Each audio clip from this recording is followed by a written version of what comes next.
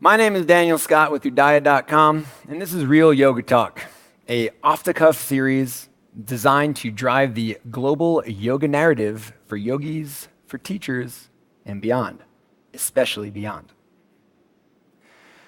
Teacher trainings. Whew, big topic right here. Let me share with you a little story.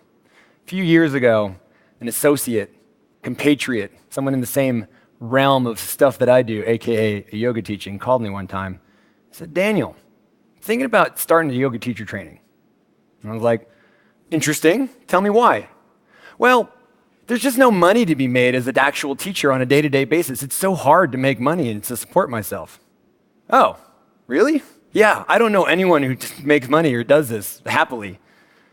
Oh, well, I do. I love what I do, and it supports me on a lot of different levels. Well, how do you do that? Well, I don't know. I just teach a class and people show up. Oh, that's interesting. Doesn't make a difference. Teacher trainings, that's where the real money is.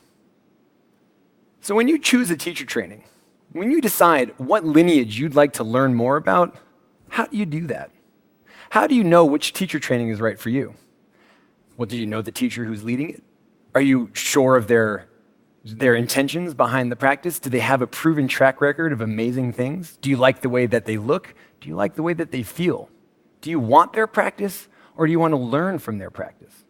Are you looking for a long-term immersive 10 weeks, 6 days a week, 21 days, 24 hours a day, maybe 6 months, only on weekends? There's a lot of options. You have to see what fits into your time, your schedule, your budget, and your intention. But I think when you're choosing a teacher training, the most important thing to think about is, do you want to actually be a teacher?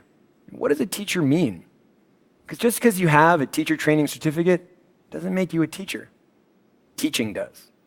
So I encourage you to ask the questions, to look deeper into the people who are leading the teacher trainings that you go to, that you're interested in, and see, were they successful as individual teachers? Do they have a strong following? Have they ever led classes on a weekly basis? How long have they done that for?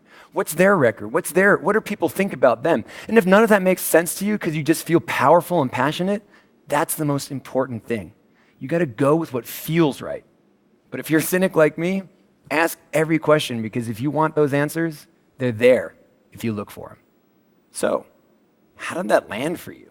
Was that inspiring? Did that challenge you? Did that maybe push the little eject button right there?